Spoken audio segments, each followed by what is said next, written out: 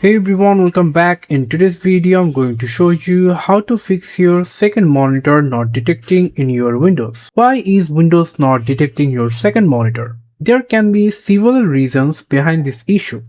Let's go through them one by one and try to fix this problem. The first reason is loose or faulty cable. If you're using an HDMI or DisplayPort cable, make sure it's properly connected. Simply unplug the cable and plug it back in securely. If everything looks fine with the cable, let's move to the second reason. Windows monitor detection issue. Sometimes Windows struggles to detect an external monitor automatically. To fix this problem, you have to open your settings, then simply go for System, go for Display, and scroll down to Multiple Displays. Click on that, and then you just simply click on the Detect button.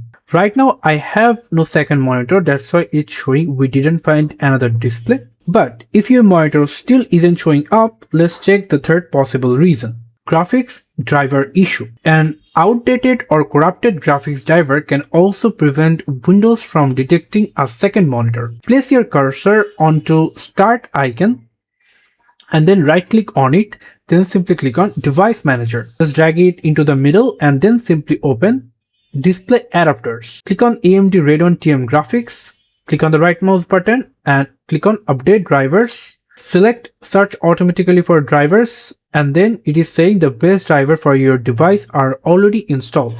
That's it. In many cases, this solves the problem immediately. One more quick step for you, and that is you have to press on your keyboard Windows plus P and make sure you selected the extend one. Sometimes this monitor is connected properly, but Windows is set to display only on one screen. And that's it, the problem solved.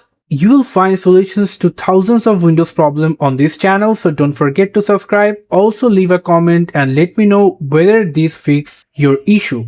If it did, I would really appreciate your support, and if you're still facing the problem even after trying all three fixes, tell me exactly what's happening and I will do my best to help you solve it as soon as possible.